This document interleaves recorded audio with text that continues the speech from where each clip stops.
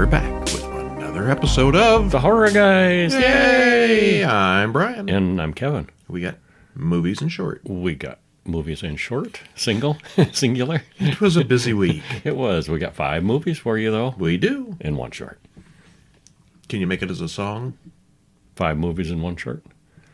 Osiris, Osiris. Hellraiser, Judgment, Era, Mechagodzilla. Never mind, it doesn't really work. No, it doesn't. Yeah, but we have Row and Raw this week. Raw, Roo, and your boat. Roy, and yeah. Okay. Yeah. 2025's Row and 2025's Osiris. Little science fiction-y one there. Yeah. Yeah. Raw is actually from 2016. We had missed that one previously, apparently. And 2018's Hellraiser Judgment. The final movie in Before the the Hellraiser reboots. series. Yeah. Yeah. Yep. We've done them all now. Yep. And 1975's Terror of Mechagodzilla. We've nowhere near finishing the Godzilla series. But I don't understand. They destroyed Mechagodzilla in the previous movie. How can he be back? Because he made lots of money. Oh, yeah. And the aliens are back. Yeah. Yeah. And a short film. Yeah. As always, we're brought to you by Horror Monthly Magazine. Issue 47 is out now. Issue 48, sometime toward the end of next week, we'll have all of these reviews and everything else we've talked about in August. Pick it up at Amazon, Barnes & Noble, Kobo, or wherever you buy books and ebooks. Wherever fine books are sold. Yeah. And online. these things usually run around, 150 to 200 pages. They're not short little things. Mm-hmm. So yeah, pick one up. Yeah. And of course you can find them at horrormonthly.com. Along with all our other books, the Horror Guys books, the horror biographies, and everything else. All the books about actors and it's a scary producers. It's a scary place. Yeah. Yeah. Yeah. What's really scary? Mm-hmm. The ocean. Rowing. How about we take a little rowboat out and cross the ocean? What could go wrong? Oh, a whole lot of things. What could go wrong? But mostly we'll find out in 2025's new Everything film, could go Row. wrong. Directed by Matthew Lasasso. Written by Matthew Lasasso and Nick Skaugen. Stars Sophia Skelton, Bella Dayne, and Akshay Khanna. Hour and 58 minutes, so it's kind of a long one. And that's what I was thinking. It starts kind of slow and it's long, and I was thinking, I was entertained all the way through. That I was too. I was so impressed with this because I started out thinking, oh, this is going to be boring. And it's not. Not at all. Yeah. Yeah. Well, spoiler free, what happens? What's it about? Well, an expedition on a pretty small 4-person rowboat is meant to set the world record going across the Atlantic Ocean. And we get to cheat a little. We see the ending of the expedition first. It doesn't end well. It's not a happy ending, no. And then we go back and gradually see what led up to that ending. It's a very claustrophobic setting, and things get worse and worse as things go wrong, and the quartet starts turning on each other. There's 4 people on the boat. Yeah, I mentioned that. It's all very well crafted and tense and fascinating, and we both really liked it. Yeah. Yeah. And I know nothing about huge fancy rowboats or crossing the ocean, but it all seemed kind of authentic to me. Uh-huh. Yeah. I thought so. Well, Yeah. again, the beginning of it, we won't spoil it. If you do want the full spoilers, stop in over at horrorweekly.com or horrorguys.com, and the entire spoilery synopsis is available for your reading. Here, we'll just give you a little taste. Yeah, we don't spoil them on the show. Well, we open on a deserted-looking boat with bloodstains and wreckage everywhere. One woman is alive, clearly in shock, and there are 2 possibly dead people on the deck. They're not looking lively. Yeah, credits roll. Mm-hmm. While Megan wakes up in bed, delirious, with an older man and woman there. Apparently, she and the boat washed up with her being the only survivor. Guess they were dead. Looks that way, yeah. Well, we cut back in time to Newfoundland, Canada, as Daniel records his warnings and expectations about their upcoming expedition. Their 4-person team plans to cross the Atlantic in a small boat, but they're going to row all the way. I assume this has really been done. What could go wrong? Oh, I'm sure it has. Yeah, they're just looking for a world's record. With speed and, yeah. Megan is going along. She doesn't like leaving her mother, who has terminal cancer, but it's an opportunity she can't pass up. Well, Megan arrives at the Valiant and meets Mike, the new guy. Daniel and Lexi are there as well, and the 4 start off rowing.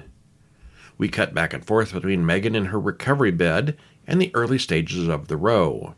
And right off the bat, I was thinking, that seems like a bad way to do this. I understand that they've got all the, the boat is set up and they've got a schedule and they've got all this stuff. Well, Mike has to replace Adam, one of the other crew guys. Who broke his leg in an accident and can't go. But can you imagine being this person, Megan, you're going to be on this boat for weeks. And it's like, oh, here's this new person you've never met before. Here we go. Hey, what? No. Or better yet, if you're Mike, you're sitting at home watching TV and suddenly you get a phone call. Hey, you want to row across the ocean tomorrow? Yeah. Join us. Yeah. But these things actually aren't part of the problem. Yeah, there's bigger problems. Yeah. Back in the hospital man says he's a policeman, DCI McKelly, and he's been there for 2 weeks. She's been suffering from malnutrition. But back on the boat, they've been preparing for this 28-day journey for the past 2 years. They're already off course, so Mike has to dive under the boat to see if something's wrong. Turns out there's a rubber hairband jammed in the rudder and has burned out their steering motor. I think they've only been gone for a day at this point. Yeah, and it was supposed to be, computerized steering and motorized, and so all they have to do is they provide the propulsion, but the boat is supposed to automatically steer. Well, that's not going to happen now. Daniel thinks it wasn't an accident. The only one who was alone with the boat was Mike, but why would he do it? He was a replacement for Adam, who broke his leg at the last minute, and he seems like he was pretty eager to go. Mm-hmm. Well, we'll stop there, but that was just the first of many problems. This is a very bad trip. Yeah. Well, down to the commentary section, I was immediately reminded of The Sound that we recorded 3 or 4 weeks ago. Another film about a sporting activity that the filmmakers took very seriously and crammed in just a little bit of horror at the end. We both thought it was a mountain climbing movie, and we thought it was very authentic in the mountain climbing stuff, but the horror stuff seemed like it was tacked on at the end and pretty awful. Yeah, almost, yeah. This one was a whole lot better. Mm-hmm, yeah. I found the boating stuff more interesting than the mountain climbing. There's a lot of suspense in it throughout. Yeah. It's clear that this one was also shooting for realism, and it succeeded there. The whole thing is fairly realistic in the way it plays out, even the way all 4 or 5 main characters interact.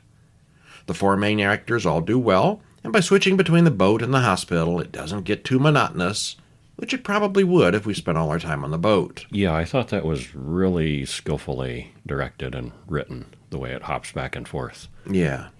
There's a couple of surprises at the end, and I guessed at one of them, but I didn't see them all coming. Yeah, that's true. Same here. Yeah, we both liked this one quite a bit. Yeah, really good. Such a simple premise. I was, it's just a boat. What's the big deal? Well, it's a big deal. Yeah. Sea monsters not included. Yeah. But there are monsters in 2025's Osiris, directed by William Kaufman, written by him, and also Paul Reichelt. Stars Max Martini, Linda Hamilton, and Brianna Hildebrand.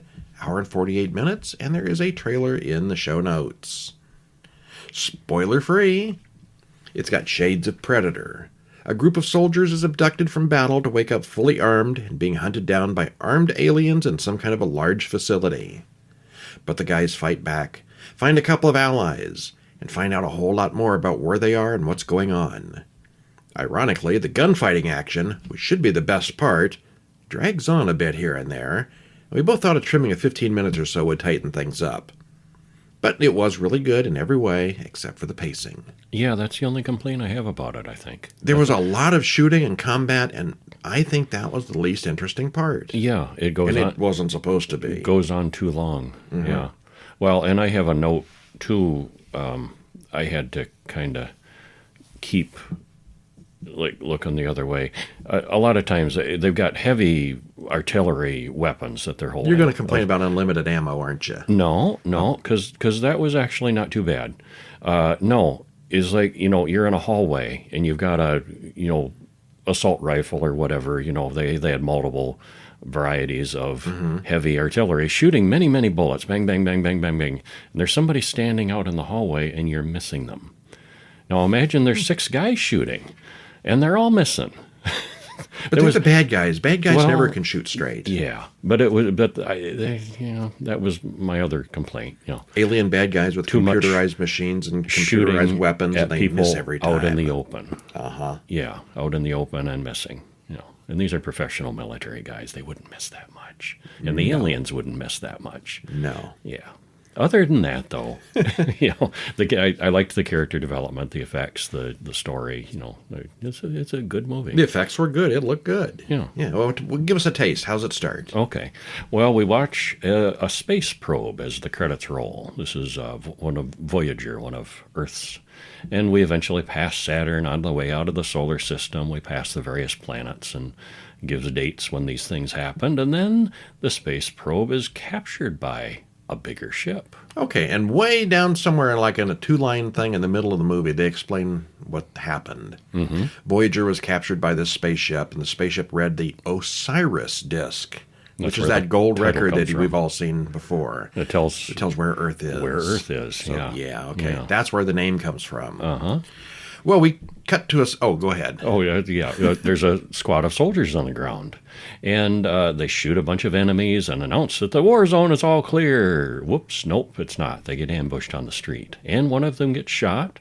It's all very intense, and suddenly the music gets scary, and the sky turns red. A spaceship appears overhead. They should have known something was going to go wrong when the theme music changed. Yes. Yeah, uh-huh. And the spaceship kills all the bad guys. The aliens must be American. Yeah.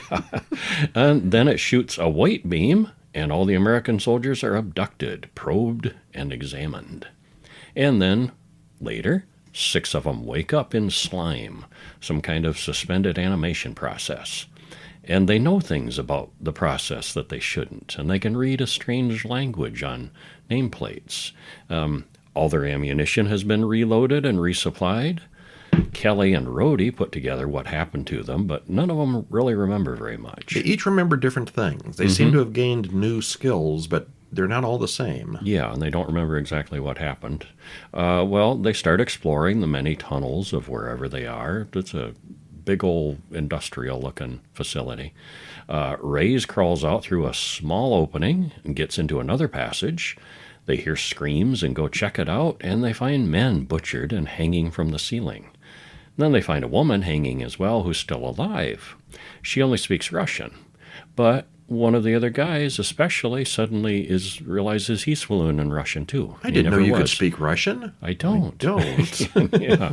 So they've been implanted with some information and memories. And well, while they're all busy with that, an alien kills Gibbs and wreaks havoc until Rhodey shoots it with the alien's own gun. That's a very impressive gun. Yeah, like pulse rifle kind of thing. Yeah. Well, more aliens show up, and soon it's a running fight. The aliens kill Reyes, but the others get away, briefly. The girl is Ravi, and she explains the situation. She doesn't just speak Russian. Yeah, she also speaks English. They are on the alien spaceship, and the aliens eat meat. Human meat. Oh, it's that kind of thing. Humans are a delicacy. All right, so they're soldiers on a spaceship. Uh-huh. Soldiers versus aliens. On a spaceship. It's a mashup of other soldiers versus alien stories. Like you said, you mentioned Predator, and there are others. Aliens, of course, and Alien. Mm-hmm. It's overall pretty good. It's a little draggy, especially during the battles, which is kind of unusual. There's lots of running and shooting in tunnels. The tunnels all look alike, and after a while, the 5 or 6 different battles all start to run together. Mm-hmm. We don't really get any explanation until Linda Hamilton shows up about an hour into the movie. And she tells a lot. A lot of telling. She's been there a while. Yeah. The aliens are simply one-dimensional monsters with guns, looking all monstrous. There's not much more to say about that. They don't talk. They don't do much. We never get to know them. Monsters with guns. Yeah. Except at one point I joked that they looked like the adult Mutant Ninja Turtles. I could never get past that. I kept laughing every time I saw one after that. Yeah, you ain't wrong. If you've seen any of those live-action Teenage Mutant Ninja Turtles movies, this is kind of like that, only with a little more sharp corners. It's what they look like when they get old and cranky. It kind of feels like someone played a video game and then wrote a script from what happened. Yeah, sort of. And then we moved on to the next level, and there was more running and shooting. And then we moved to the deeper level, and there was more running and shooting. And this one had a boss. Yeah. And then eventually, you win the game at the end. Maybe. Sort of. It's okay, but it's far from great, but I think it would have been better with about 20 minutes cut out of it. Yeah, overall, I liked it quite a bit. Yeah. I'm going to give it a thumbs up. Overall. Okay. If you liked Aliens and you liked the original Predator movie, you know, the soldiers versus aliens kind of genre, you'll probably like this. The aliens are cool. The effects are good. Yeah. Oh, it's not cheap looking. No, yeah. 2016's Raw is up next. Written and directed by Julia Ducournau. Stars Garance Marillier, Ella Rumpf, and Rabah Neofela. It's French, isn't it? It is a French movie, yeah. Hour and 39 minutes, trailer in the show notes. And it is French with subtitles, of course. Yep.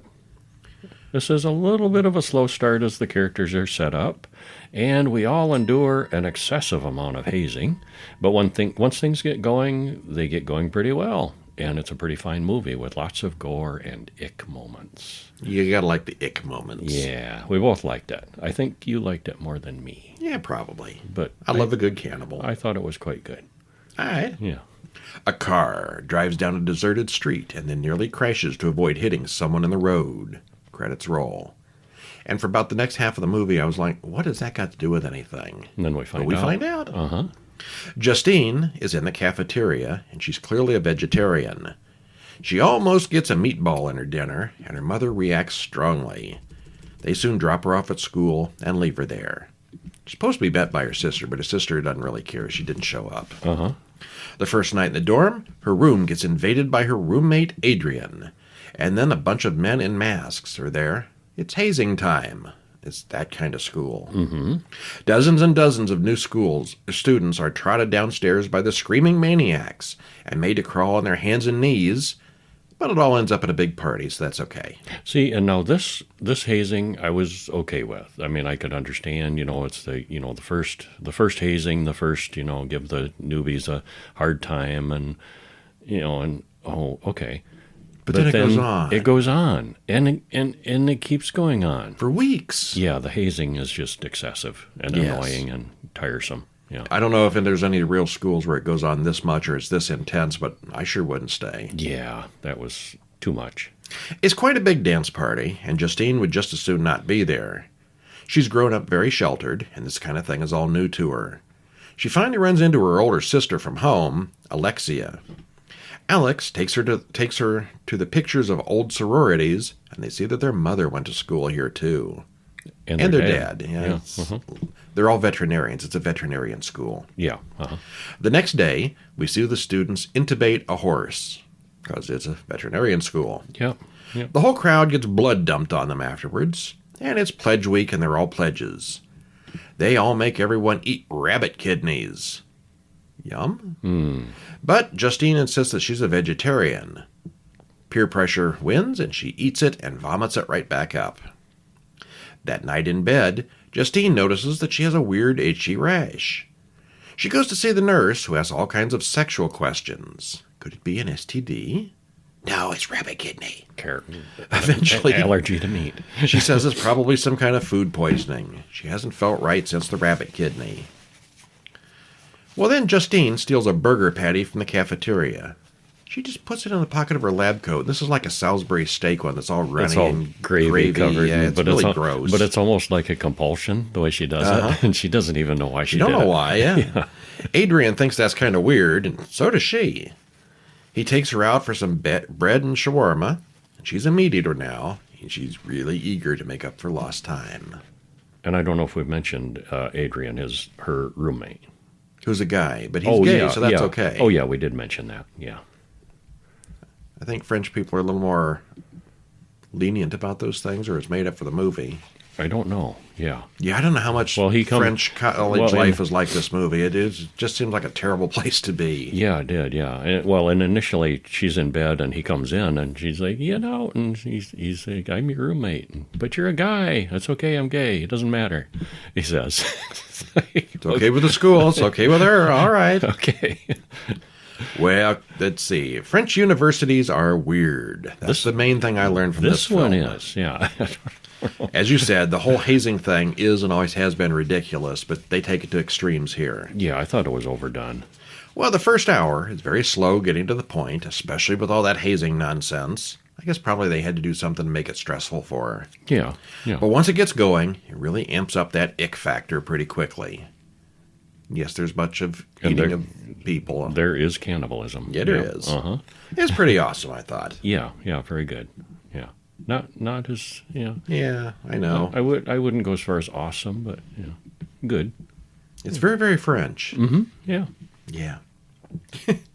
One that's not French at all. No, it isn't. Hellraiser Judgment from 2018. Might have been Romanian. It very likely was, yeah. Yeah. Way back in A lot 2018, of these are filmed in Romania. when we first started the podcast, Yeah, we watched and reviewed this. we did. Yeah, and the synopsis was like 2 paragraphs because we were writing them differently back then. Okay. But because we've done all the Hellraiser movies since in the full format, we came back and watched this in a second time. Completionism. Yeah. Directed by Gary J. Tunnicliffe, written by Clive Barker and Gary J. Tunnicliffe. I think Clive Barker wanted nothing to do with it again, but he's on his name because they got the name. He's the guy that created these characters. Yeah. Stars Damon Carney, Randy Wayne, and Alexandra Harris. Hour and 20 minutes. Trailer in the show notes. So it's a short one. Yeah, that's not always a bad thing. Yeah. Spoiler free. Spoiler free. Well, here we get to see some of the workings of hell and other characters in the process besides the Cenobites. So I thought that was interesting. Uh-huh. Yeah. I think that was the most interesting part of it. Plus, we get our first heavenly creature of the series, and the lines between good and evil get kind of blurred. They do blur them a little bit in the Hellraiser, but this one especially. Yeah. It's the 10th in the original series, and probably the last because things got rebooted. Yep. Yeah. The next one was the reboot in 2014, whenever that reboot was. Recent, yeah. Yeah. Yeah. It's not the best of them, but it's not the worst either, about in the middle end, Like maybe, and I think I mentioned in my comments, I'd probably put it about my 5th favorite. Yeah, me too. Yeah, pretty solidly in the middle, but it's entertaining. Well, Pinhead, who we know, and the Auditor, a new character, talk about the 21st century and the changes it's brought. Technology is advanced, but humans still sin. Elsewhere, a homeless man, Watkins, gets a message offering to help him. He goes inside a rundown house and ends up tied to a chair. The Auditor assures him that he knows Watkins' crimes and offers him a reward. He quickly makes Watkins confess to murdering and raping children, typing them out into words with Watkins' blood as the ink. Mm-hmm. So this is he's kind of like a Cenobite accountant. Yeah, uh-huh. Yeah. Weighing this whole process. Yeah, weighs the guilt of these new people. Next, the assessor comes in, and he's got the tears of children in a bottle. Yum. Sprinkles them all over They taste good. Sprinkles them all over the papers and eats them. He eats the reports and then vomits it right back up into a basin. 3 scarred up women, the jury, then dig in the vomit and pronounce Watkins guilty. The court system's a little different from ours. It is a little different, yeah. Bad things happen after that, as credits roll. Uh-huh. Well, a woman goes home to find someone in her house that wants to make a lesson out of her. 2 detectives arrive soon after to check out her body. Detective Christine Edgerton comes in and interrupts the first 2, who are brothers, Sean and David. Do you think they let brother detectives actually work on a case together? That seems like a problem. It does seem like it could be, but on the other hand, I was thinking, would it really matter? Might. Yeah. One makes a mistake, the other would cover it up. Possibly, yeah. Yeah, I'm pretty sure that doesn't really happen. But anyway, the Preceptor is a serial killer that they've all been following. They watch as a little dog digs its way out of the woman's corpse. Yeah, Someone sewed her little dog into her belly. Ew. Sean goes home to see his very unhappy wife, Allison. Meanwhile, David fills in Christine about the Preceptor, and we get a detecting montage. They soon get called to a new crime scene, full of the hands and eyes of 4 thieves. After a little research, they go to Watkins' apartment. Sean finds an address, and it's that place where we saw Watkins tortured before. He, too, finds himself tied up in front of the Auditor. Soon, Sean is confessing his sins. The assessor comes in, as before, and eats the report. This time, however, it makes his mouth bleed, and he can't finish it. He vomits up what little he had, and the jury can't handle it either. You know that you're a bad person when they can't handle your sins. Upset, The auditor talks to a glowing woman who tells him to release Sean. He then goes to report to Pinhead, who's apparently his immediate boss. Pinhead then discovers that Sean has already escaped by using a puzzle box. Uh-huh. All right, so we stop there. We should stop there. It's the heaven and hell stuff, basically. Yeah. So it appears that there's a whole bureaucracy behind Pinhead and hell, and we get to see some of it here with the assessor, auditor, jury, and the rest. Kind of a chain of command, at least. We kind of saw some hell in the second one, but we get a lot more of the politics here. Uh-huh. They recast Pinhead again. We don't really get that much of him here. But I thought he was a better Pinhead this time. Yes. Not Doug Bradley level, but better than the previous guy. Now, Doug Bradley was in the first 8. Then they got another guy for 9. And then a different another guy for this one. Mm-hmm. And he's better than the previous guy. Yeah. Yeah. He's still no Doug Bradley, like you said. But the mystery isn't really much of a mystery. We never really care about any of the characters. The behind the scenes of hell makes this one interesting. But it doesn't look like we'll probably get another since they rebooted the series instead of continuing. Uh-huh. As you said earlier, it's not the worst of the bunch, but it's not great. I'd put it as probably 4th or 5th of the series after 1, 2, and 3. Maybe 9. I didn't hate 9. I didn't hate 9. I didn't like the Pinhead actor in 9, but I thought the story was all right. Yeah, I did too. Yeah. 4, 5, 6, 7, and 8 were just garbage. Pretty forgettable. Yeah. Yeah. And, okay, it's decent enough. Yeah. But not good enough to continue, I guess.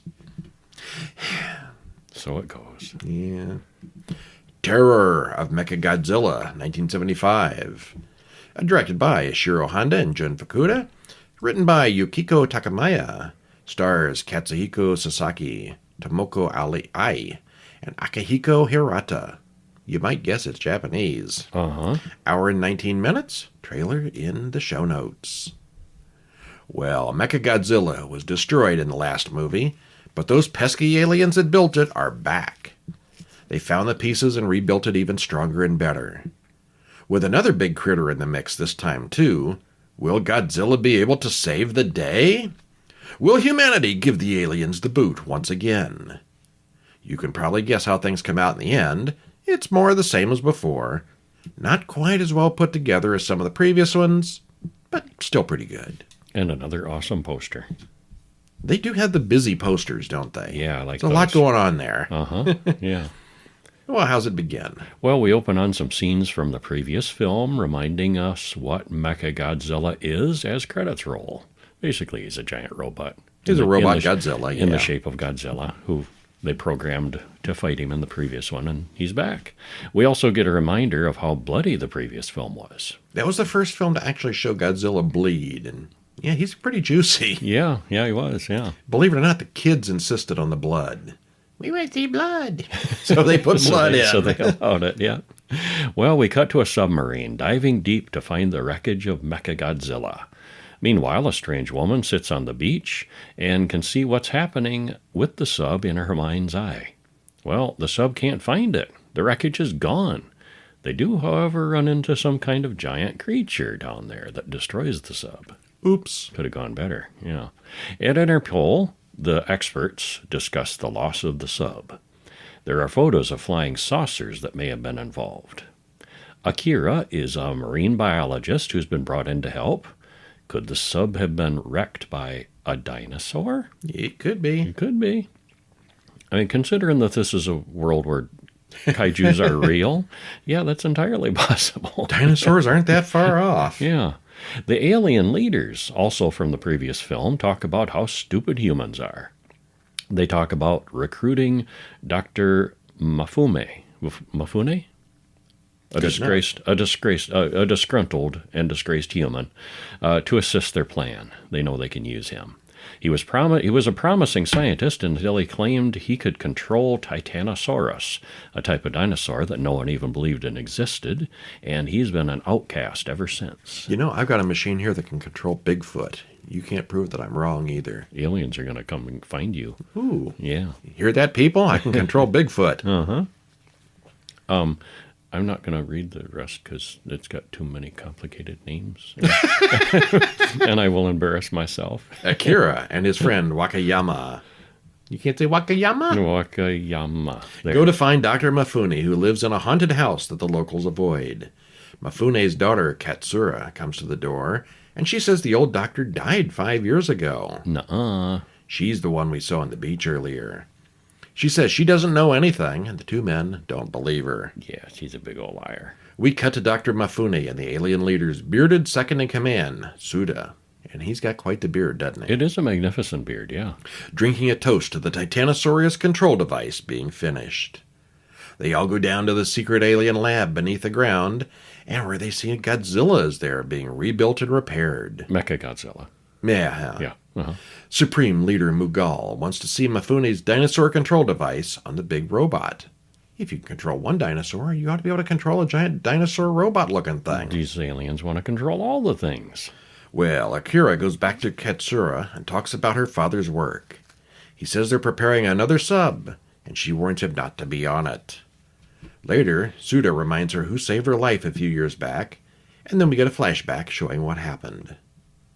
Well, Suda tells Katsura to make the Titanosaurus attack the sub, and the big monster is soon chasing it. The sub uses ultrasonic weapons to make the monster flee. They were ready this time. All right, so we got a Titanosaurus. We got a Mechagodzilla being repaired. And Godzilla himself. I'll bet he's going to show up sooner or later. He will show You bet. up. Yeah. Well, this is the final movie of what's called the Showa era. And there wouldn't be any more Godzilla movies for nearly a decade. Apparently, they have named these eras after whoever was emperor of Japan at the time. Okay. So I guess the emperor here died before they made any new ones, and the next one is a different era. Okay. But yeah, the apparently it had been played out, and they just didn't make any for more than 10 years. I think the next one came out in 1984. But this one took a little bit too long to get to the guys in the rubber suits. Sometimes we say there's too much monster fighting. This one didn't have enough. Yeah. It's almost an hour before Tokyo gets attacked, and what we see before that is kind of brief. Still, it is a direct continuation of the previous film, and it is a decent wrap-up of Black Hole Planet 3 plotline. That's the planet the aliens are from. We are from Black Hole Planet 3. Okay. So yeah, it was all right. Yeah. I thought the pacing was a bit off in this one with the long stretch of people doing stuff, and I don't know, it just seemed a little clunkier. Mm-hmm. Yeah, not as good as the previous one. Yeah, I mean, it was clearly a Godzilla movie. It's not like those Hellraiser movies where they were detective stories and had some pinhead thrown in. Uh-huh. This was a Godzilla movie. Oh, yeah. But he just got squeezed in at the end there a little bit. It was okay, but not great. Yeah. Yeah. All right, we got just one short film this week. It has been a very busy week, and I didn't get to it. Please forgive us, yeah. And this one's a teaser, too. Y'all can't watch it yet. Oh, let's just burn them good. Turing Test, coming out sometime soon. Directed by Jashar and Mark Tanner. Written by him also. Stars Marlene Fanster, Richard Langsheet, and Ozan Fidan, and I'm sure I have mangled those names. I get the Japanese ones pretty good. These, I don't know, not so much. 6.5 minutes. There's no trailer. There's no watching it. You just have to watch the festival circuit until it comes out. But you really should, because it was a good one. What happens? Well, two emotionless people, and they are kind of off. You can tell. Unlike in the beginning, they're both robots. That's what I was thinking. Uh-huh. It's a robot test, like they're trying to out-robot each other or something. But it's a little more than that. Yeah. There's an upcoming demonstration that they hope will be a success. And like we said, they seem off, but every once in a while, one of them will say something completely unrelated to the situation. Could one of them possibly be an artificial intelligence? I bet at least one of them is. Uh-huh, yeah. And is the Turing test all that it's cracked up to be? The Turing test is when you talk to a computer and you can't really tell that it's not a real person on the other end. Right, the computer is trying to fake you out. Yeah, back in the old days, computers didn't talk like ChatGPT does. You'd type in something and it would say error. Mm-hmm. Now you can have a conversation with them, but can you tell the difference between ChatGPT and a real person? Yeah. For short times, it might be a little hard to tell. Yeah. Eventually, though, it says something stupid and you know. Yeah. Or do you? So what about this one? Well, it's probably more sci-fi than horror, but wherever that ending is heading is more scary than any slasher. Yeah, the acting here is very good. And as for a good while, we're not sure who is human and who isn't. Sometimes the machines are too smart. Yeah, they are. Yeah. Anyway, keep an eye out for this one if you check it out if you see it. It was a good one. And that's it for this week. Stop in next week when we will have more films and more shorts. And I can tell you right now, next week we're going to have 5 brand new releases. Nice. And by brand new, I mean stuff that's coming out super new next week. Yeah. Not even out yet as we speak. So literally new. We got a bunch of new stuff next week, so tune in. And we'll have some shorts for you as well. Okay. And that's it for this week. I'm Brian. And I'm Kevin. We'll see you next time. See ya.